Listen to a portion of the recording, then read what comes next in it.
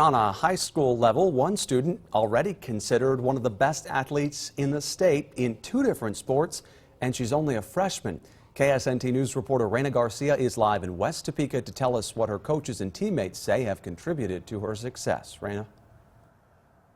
Yeah, Jace, whether it's here on the softball diamond or on the basketball court, Nija Canady has proven to be one of the best.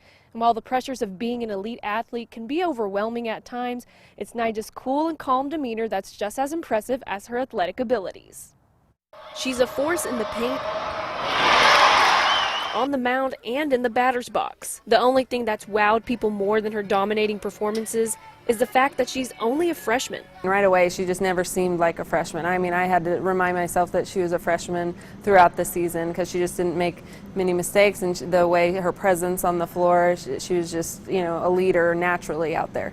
While she may make it look easy, playing at an elite level at such a young age doesn't come without hard work and support from her teammates. I try to practice a lot, and again, I think it's my team. Like both teams, basketball and softball, we just love each other, so I think that had a major part in it. Her coaches say she's a player that always rises to the occasion and that she never really lets the pressure take her off her game. She's kind of embraced that role. She's a very humble kid, very soft-spoken, and here on the softball field, we've relied on her a lot. Being our full-hole hitter, and then she's pitched a lot of innings for us.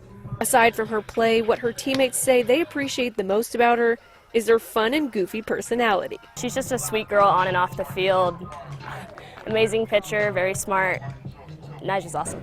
With 3 more years left, Nija's coaches and teammates are excited to see what else she can accomplish before she graduates. Now, Nija says one of her goals before she graduates is to win a state championship in both basketball and softball, and she hopes to continue playing both sports in college.